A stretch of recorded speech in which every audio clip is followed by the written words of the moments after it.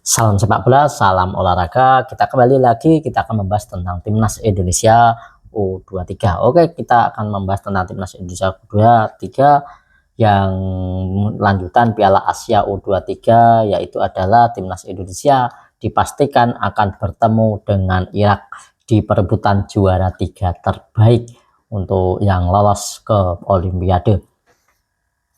Dengan juara 3 terbaik ini nanti akan otomatis lolos ke Olimpiade di Paris. Bagi yang Anda nanti yang kalah ke babak ini, nanti itu akan menjalani untuk mendapatkan tiket ke Olimpiade ke Paris, itu akan menjalani playoff ya, yang akan bertemu dengan Guinea ya, dari federasi dari Afrika ya, dari Afrika itu nanti yang akan mendapatkan satu slot untuk ke Olimpiade di Paris. Dan untuk kemudian ini di sini nanti timnas Indonesia versus Irak ini akan disiarkan langsung di RCTI, kembali lagi ya di RCTI, dan nanti juga akan bermain di stadion yaitu adalah di Abdullah bin Khalifa pada Kamis 2 ya, di 2 Mei 2024 ya, yaitu ada jam 2024 malam ya, yang akan digelar di Stadion Khalifa tersebut. Dan timnas Indonesia nanti ini harus mewaspadai juga untuk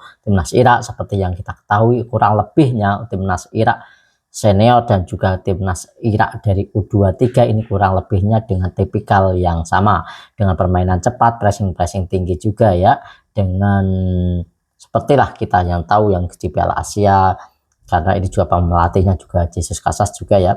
Di sini nanti kita akan menghadapi Irak ini dengan permainan ya seperti juga permainan senior dari Irak seperti itu ya. Dan juga di sini ada beberapa pemain yang juga bermain untuk timnas seniornya juga, yang juga bermain di Eropa juga. Dan kemudian di sini yang harus diwaspadai oleh timnas Indonesia yaitu adalah ini permainan cepat dari Irak, dan dengan memang permainan cepat Irak dan pressing yang tinggi. Di sini juga tak kalah menariknya dari Uzbekistan ya, untuk pemain-pemain dari Irak ini adalah sangat bagus permainan dengan permainan cepatnya ya, tapi ini beda dengan permainan dari Irak senior. Memang tentunya ada bedanya, ada perbedaannya ya.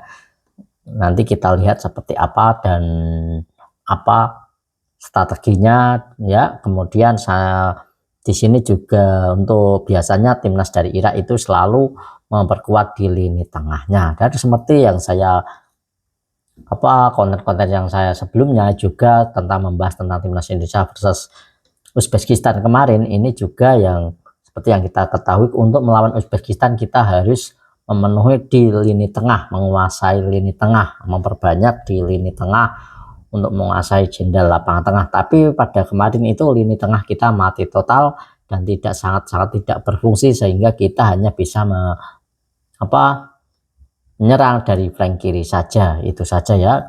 Maka dari itu timnas Indonesia kesulitan untuk berkembang ya, karena memang tidak menguasai di lini tengah. Jadi di permainan sepak bola itu adalah untuk permainan hidup, itu kita memang harus menghidupkan di lini tengah. Kita harus memang berebut bola dan untuk mengatur serangan dari lini tengah terlebih dahulu, agar setiap permainan bisa terorganisasi dan bisa terorganisir ya.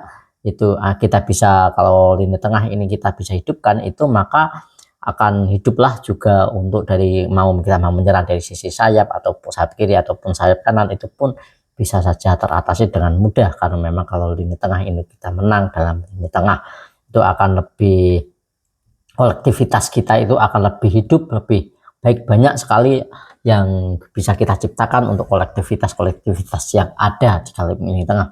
Dan itu ya, dan untuk back kita kemarin cukup tangguh, cukup lumayan, cukup mantap ya, karena udah saat lawan Uzbekistan kemarin. Dan seperti yang saya konten-konten yang saya sebelumnya, jika Anda menonton konten-konten sebelumnya, bahwa kita timnas Indonesia saat melawan Uzbekistan harus meminimalisir ya itu pelanggaran yang ada, karena memang kita harus benar-benar meminimalisir pelanggaran yang ada. Karena kita juga sudah tahu ya, ataupun kita juga merasa tidak nyaman dengan adanya pengadil wasit ataupun wasitnya ini juga akan ada tidak keseimbangan, ada kecurangan, itu untuk mengatasi hal itu. Seperti yang saya bahas di konten saya selanjutnya, bahwa akan ada yang ketidakadilan ataupun ketidakkeseimbangan atau berat sepihak lah, itu akan ada di pertandingan timnas Indonesia. Kenapa saya bilang seperti itu? Karena yang seperti saya ketahui juga ada 2 wasit ini ya, yang dari Thailand serta juga dari Cina, ini adalah pernah untuk 2 wasit ini menurut saya, analis saya, menurut track recordnya itu 2 wasit ini pernah ya bermasalah dalam memimpin pertandingan di Cina juga. Itu juga pernah mengalami kasus pengaturan ketidaktimbangan, dan mereka juga pernah terseret kasus tentang kepemimpinan wasit yang tidak adil, seperti itu ya. Dan ini tidak bisa saya jelaskan secara detail, tapi seperti itulah, Anda bisa menggali sendiri informasinya ya.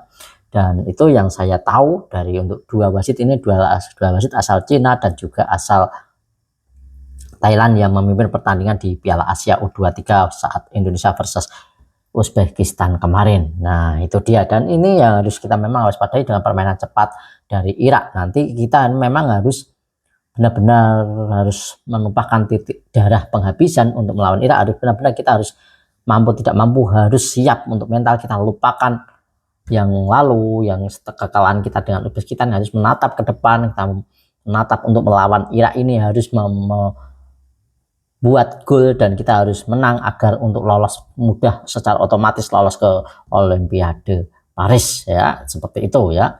Dan itu ya, untuk timnas Indonesia memang syaratnya ke Olimpiade Paris harus menang untuk saat ini ya, itu harus menang lawan Irak. Saya yakin itu ada celah atas yang penting tapi dengan satu alasan, itu pun dengan satu tekad, yaitu pemain kita tidak minder.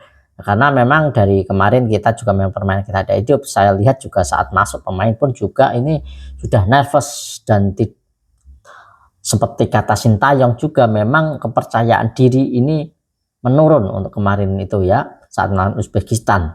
Jadi seperti itu, melihat tubuh yang tinggi besar ini kelihatannya ini agak down untuk mentalnya ya. Dan memang babak pertama memang sudah oke lah, tapi setelah kita kebobolan dan setelah kita mencetak gol, tapi gol kita dianulir oleh wasit, oleh VAR, yaitu adalah offset ya, padahal itu angle-nya itu juga tidak tegak lurus untuk garisnya ya, yang diperlihatkan itu hanya sisi saja agak melencong sedikit, itu dia tidak dari atas, dari samping, dari segala arah itu tidak ditampilkan, hanya sekilas saja. Jadi itulah ya, pertandingan kita memang harus kembali lagi kita dicurangi oleh wasit, dipermainkan oleh wasit. Kekalahan kita bukan karena permainan kita, walaupun memang aku kemarin permainan kita memang agak buruk dan kurang begitu baik ya,